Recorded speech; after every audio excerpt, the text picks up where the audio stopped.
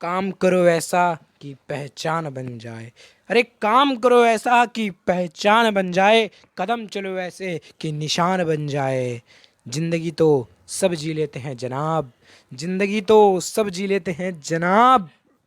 जिंदगी जियो ऐसी कि मिसाल बन जाए। Hello everybody, so how are you all? I hope you all are fine there. तो स्वागत है आप सभी लोगों का फिर से आपके अपने YouTube channel Indian history channel में, हिंदी की पाठशाला में आप सभी लोगों का स्वागत है। और आज हम लोग मिले हैं एक नए लेक्चर वीडियो के साथ और करने वाले हैं समास पर वार। तो समास हमारा लेक्चर नंबर 2 है, हमारे हिंदी पाठशाला का लेक्चर 1 था अलंकार। सो स्टार्ट करते हैं हम आज का अपना लेक्चर जो है समास।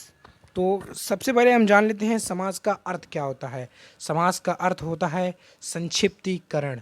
संक्षिप्तीकरण मतलब होता है कम से कम शब्दों में कहना। जैसे कि हम इसकी परिभाषा देखें नीचे जो लिखी हुई है, जहाँ पर कम से कम शब्दों में अधिक अर्थ को प्रकट किया जाए वह समास कहलाता है। मतलब कोई बड़ी बात है, बहुत बड़ी बात आपको कहनी है और उसको आप कम से कम शब्दों में कहें तो वो समास कहलाता है। अगर आप इसकी एग्जैक्ट परिभाषा चाहिए तो आपकी पुस्तक में दिया होगा, जो आप अपने कक्षा 9 या 10 में यूज कर रहे हैं, तो उसकी आप मदद ले सकते हैं। मगर जैसा कि हमने बताया ये हमारा लेक्चर होगा पूरा ट्रिकी, तो ट्रिक में कोई परिभाषा की ज़रूरत नहीं, केवल आपको समझना होगा समास क्या है, और जिससे कि आप अपने टर्म 1 में आने वाले ऑब्जेक्टिव क्वेश्चंस को एक बार में देखकर टिक कर सकें। तो इसको आप लोग और आसानी से समझेंगे जब उदाहरण देखेंगे। तो उदाहरण में चलते हैं। उदाहरण है, पहला उदाहरण है रसोई घर। रसोई के लिए घर, ये जो रसोई के लिए घर कितना बड़ा शब्द है और कई शब्द हैं इसमें। रसोई के लिए घर, 4 शब्द मिल करके इसने एक वाक्य बनाया और उस वाक्य को हमने एक शब्द यानी समास में कह दिया, वो है रसोई घर। तो कम से कम शब्दों में हमने अपनी बात कह दी है। जैसे पुस्तक के लिए आलय, ठीक है, आलय मतलब होता है घर, पुस्तक के लिए आलय यानी पुस्तकालय। 4 शब्दों के एक वाक्य को हमने एक शब्द में कह दिया, ये समास है। हाथों के लिए कड़ी, हथकड़ी। दशानन, 10 मुखों वाला अर्थात रावण। तो कितना बड़ा यहाँ पर वाक्य था, 10 मुखों वाला अर्थात रावण, और उसको हमने एक शब्द में कह दिया जो है दशानन। तो आई होप आपको समास समझ में आ गया होगा। अब हम लोग बढ़ते हैं अपने समास के भेदों की ओर। समास के मेनली 6 भेद होते हैं। पहला है तत्पुरुष समास, दूसरा है द्वंद्व समास, तीसरा है कर्मधारय समास, चौथा द्विगु, पांचवा बहुव्रीहि और छठवां अव्ययी भाव समास। तो आपकी जो पुस्तक है उसमें शायद हो सकता है आपकी पुस्तक में तत्पुरुष समास के भेद दिए हों, जो 2 भेद कर्मधारय और द्विगु को तत्पुरुष के भेद बताया गया होगा आपकी पुस्तक में। तो वो भी गलत नहीं है, ठीक है, परंतु एक सही मायने से देखा जाए तो समास के 6 भेद होते हैं, ठीक है। तो 6 भेद जो हैं उनको हम लोग इस वीडियो में देख लेते हैं।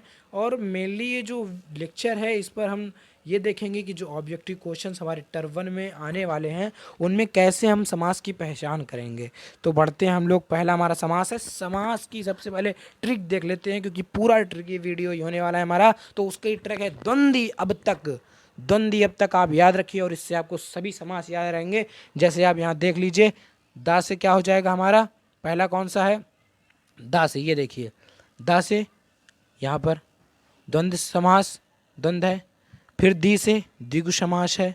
उसके बाद आ से अव्ययी भाव समास है। फिर बा से बहुव्रीहि समास है। ता से तत्पुरुष समास है और का से कर्मधारय समास है। तो ऐसे अगर आप याद रख लेंगे द्वंद्व अब तक तो आपको आसानी से याद हो जाएगा। वैसे आप लोग बहुत इंटेलिजेंट हैं, होनहार छात्र हैं, तो आपको याद ही रहेगा, ठीक है। तो बढ़ते हम लोग। ये हमारी एक सिंपल ट्रिक थी इनको याद करने के लिए, कि जो समास होते हैं उनको एक अरेंज फॉर्मेट में याद करने के लिए। बढ़ते हैं हम लोग। पहली जो समास है हमारा, पहला क्या है, अव्ययी भाव समास। अव्ययी भाव समास को हम लोग देख लेते हैं। तो उससे हमने बताया आपको कि हमारा पूरा ट्रिकी होने वाला है। थोड़ा सा जानकारी भी ले लेते हैं कि अव्ययी भाव समास का पहला पद प्रधान होता है, ठीक है, यानी प्रधान का मतलब मुख्य होता है, ठीक है। तो अगर आपके जो टर्म 1 के एग्ज़ाम्स होने वाले हैं उसमें क्वेश्चंस आए कि किस समास का पहला पद प्रधान होता है, तो आप फट से आंसर क्या टिक कर देंगे, अव्ययी भाव समास। तो अव्ययी भाव समास का पहला पद प्रधान होता है। तो अपने ट्रिक में देखते हैं, अब हम लोग को जो क्वेश्चंस हैं उन पर ध्यान देते हैं।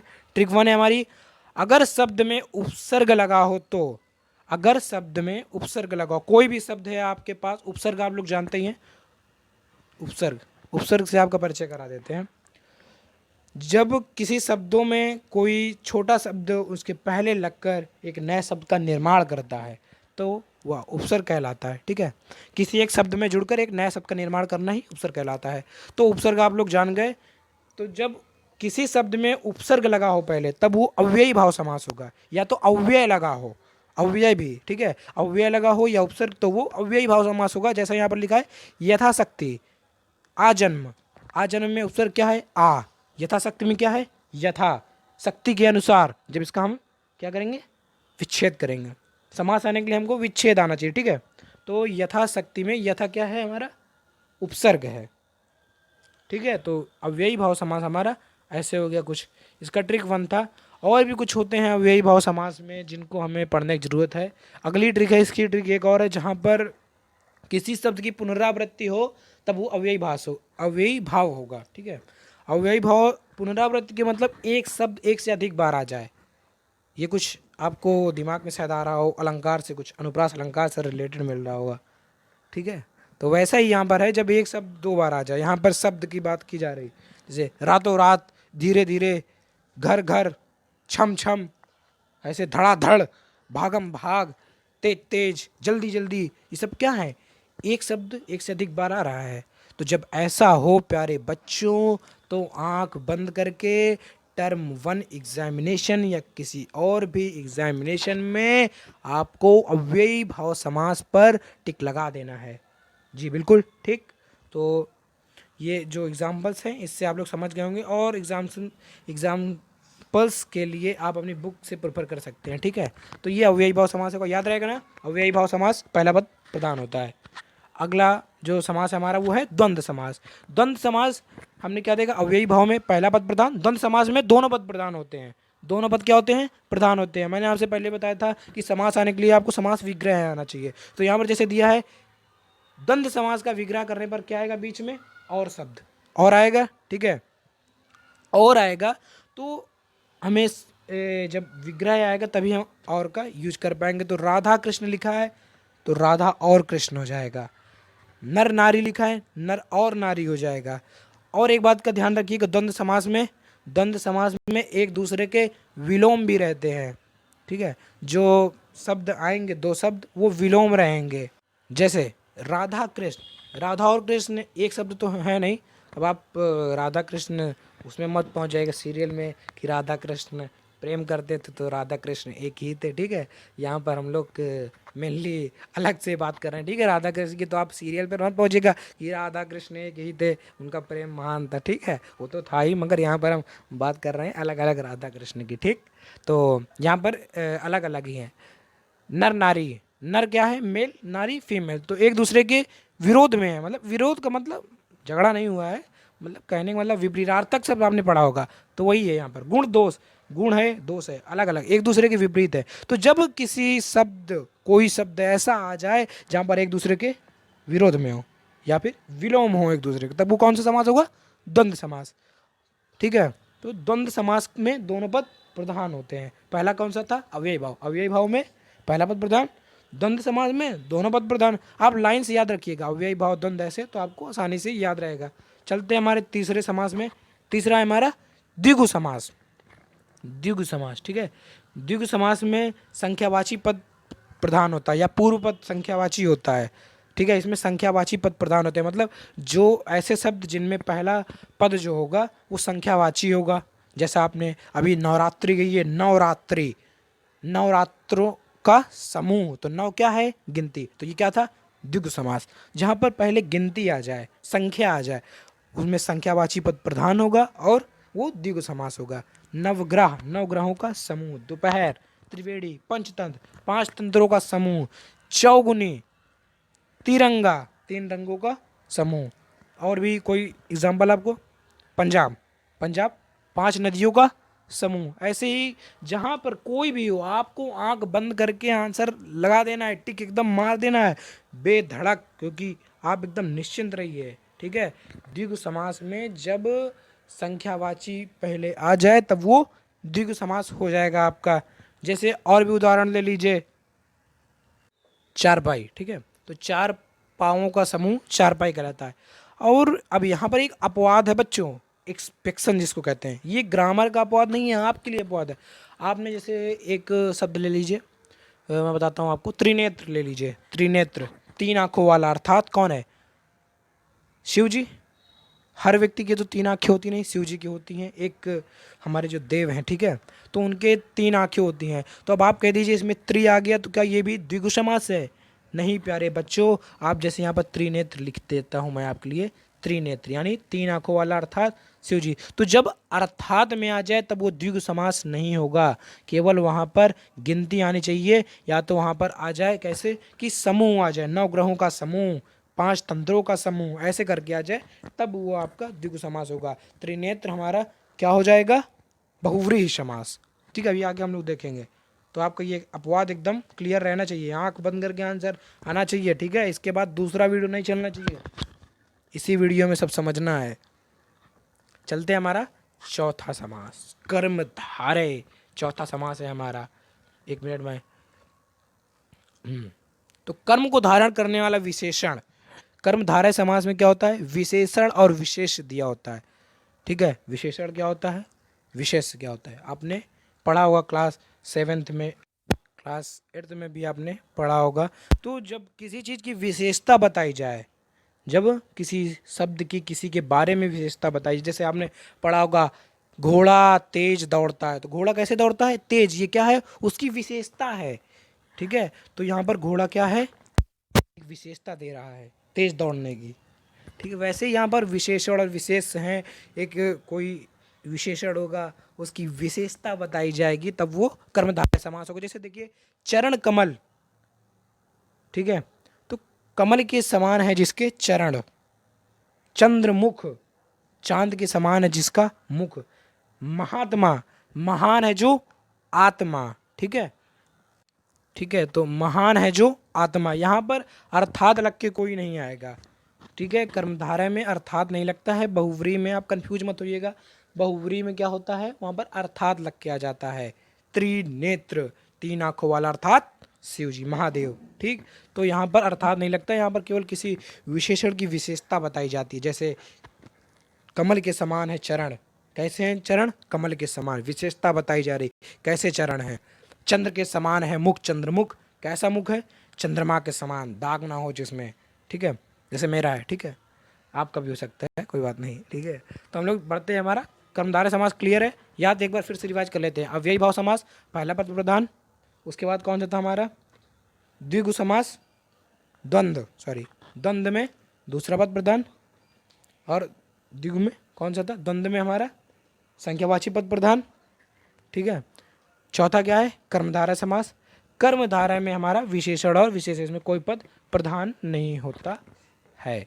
चलते हैं हम लोग अपने पांचवें समास पर, जो कि हमारा बहुव्रीहि समास। ओ, व्रीहि लिखा है यहाँ पर, ये व्रीहि होगा, इसको आप कॉपी में सही कर लीजिएगा। यहाँ पर कैसे सही कर दूँ? लीजिए, आपके संतोष के लिए मैं यहाँ वा लिख देता हूँ, शायद आपको ना आता हो लिखने। ठीक है, तो मैं वा लिख दिया हूँ, आता होगा आपको, इतना तो आता ही है। ठीक है, तो चलते हैं बहुव्रीहि समास। इस समास में कोई भी पद प्रधान नहीं होता। ठीक है, इस समास में कोई भी पद प्रधान नहीं होता। ये क्या कह दिया? अरे कह नहीं दिया, यही सही है। बहुव्रीहि समास में कोई पद प्रधान नहीं होता, इसमें जो तीसरा शब्द होगा वो प्रधान होते कि लिखा है। जब दो पद मिलकर तीसरा पद बनाते हैं तब वह तीसरा पद प्रधान होता है। तीसरा पद जो आएगा, जैसे अभी देखिएगा, अभी आप उदाहरण से समझिए, लंबोदर, लंबोदर, लंबा है जिसका उदर, अर्थात गणपति। ठीक है, गणपति, तो गणपति जो यहाँ पर है वो क्या है? तीसरा पद है, और तीसरा पद यहाँ पर क्या होता है? प्रधान होता है। ठीक, बहुव्रीहि समास में तीसरा पद प्रधान होता है। लंबोदर, लंबा है जिसका उदर, अर्थात गणपति। दशानन, इसका मैंने उदाहरण आपको पहले भी दिया, 10 हैं जिसके आनंद, सिर, अर्थात रावण, अर्थात लग गया। उसके बाद तीसरा पद कौन सा आया? रावण, तो रावण क्या हो गया? यहाँ पर बहुव्रीहि समास हो गया। ठीक, प्रधान हो गया, प्रधान पद हो गया, अगला हमारा उदाहरण है चतुर्भुज, चार भुजाएं हैं जिसकी, अर्थात विष्णु। विष्णु, ठीक है। तो विष्णु कोई मित्र नहीं है मेरा, भगवान है वो, ठीक है। तो जहाँ पर ऐसे आ जाए वो कौन सा समास होगा? बहुव्रीहि समास। बहुव्रीहि समास में तीसरा पद प्रधान होता है जिसका दो शब्दों से मिलकर के निर्माण होता है। चौथा शब्द है हमारा पीताम्बर। अंबर मतलब क्या होता है? बादल नहीं होता है, अंबर मतलब कपड़ा होता है। पीताम्बर पीला है जिसका अंबर, अर्थात कृष्ण जी, ठीक है। तो जहाँ पर तीसरा पद प्रधान हो वो कौन सा समास होगा? बहुव्रीहि समास। अव्ययी भाव, पहला पद प्रधान, द्वंद्व, दूसरा पद, दोनों पद प्रधान, द्विगु, संख्यावाची पद प्रधान, उसके बाद कर्मधारय, कर्मधारय में कोई पद प्रधान नहीं, बहुव्रीहि में तीसरा पद प्रधान जिसका एक निर्माण होगा दो पदों से मिल करके। तो बहुव्रीहि समास हमारे ख्याल से क्लियर हो गया होगा। और एक दो उदाहरण मैं आपको और दे दे। नीलकंठ मतलब नीला है जिसका कंठ, अर्थात शिव जी, ठीक है। तो कंठ जिसका नीला हो, नीला क्यों हो गया था? कलर नहीं किया था उन्होंने एक बार, आपको एक कहानी सुना देता हूँ। एक बार हुआ ये था कि जो दानव, दानव जानते हैं ना, राक्षस और मानव के बीच में युद्ध हो गया था।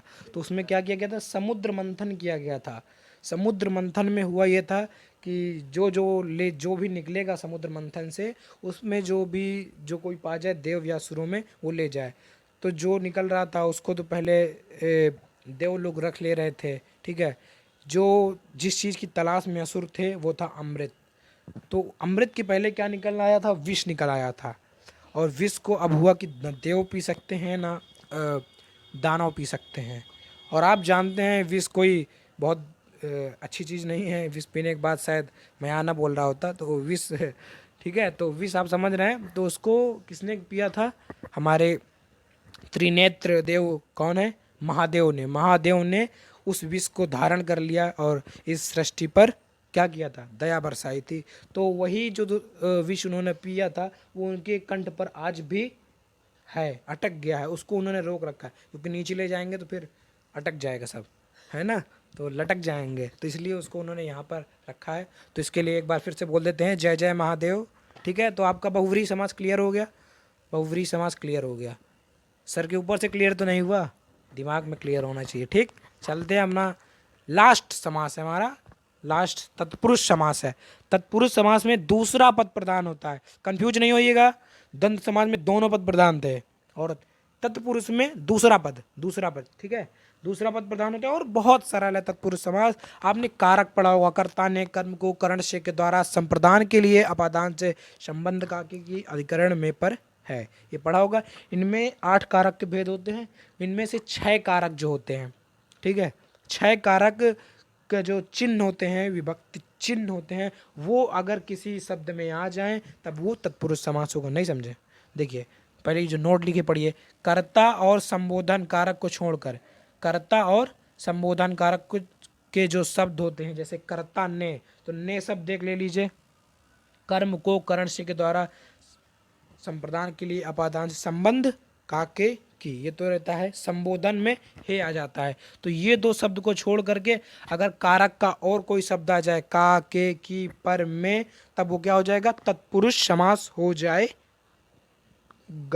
ठीक है। तो ने और हे ये शब्द आ जाए तो नहीं होगा। मतलब 2 कारक हटा दीजिए, कर्ता और संबोधन। तो मतलब आपको अगर 9th का समास पढ़ना है तो पहले आप कारक जा करके पढ़िए, ठीक है। तो कारक पढ़ लीजिएगा, वैसे आपको आता होगा। तो इसलिए चलते हैं हम लोग उदाहरण पर। राजकुमार, राजा का कुमार, यानी राजा का कुमार। तो का क्या है यहाँ पर? कर्ता ने कर्म को का के की, कर्म में क्या आ जाता है? को का की। तो यहाँ पर का आ गया तो कौन समास हो जाएगा? तत्पुरुष समास। अगला उदाहरण, राजपुत्र, राजा का पुत्र, का आ गया? तत्पुरुष समास। एकदम आंख बंद करके निश्चिंत हो करके आपको टर्म एग्जाम देना है। अगला देखिए, यश प्राप्त, यश को पूर्ण, को कहाँ जाते? कर्ता ने कर्म को आ गया। तो ये क्या है? तत्पुरुष समास। करुणा पूर्वक, करुणा में पूर्ण, कर्ता ने कर्म को करण से के द्वारा, से के द्वारा, इसमें भी आ जाता है, ठीक है। तो क्या हो जाएगा? तत्पुरुष समास हो जाएगा। सो आई होप आपको ये समाज समझ में आएगा। अगर टर्म 1 में आप लोग मचा देंगे, देखेंगे मचाते हैं कि नहीं, धूम मचा दीजिएगा टर्म 1 में। सो थैंक यू अलॉट, और मिलते हैं नेक्स्ट लेक्चर वीडियो में। Thank you.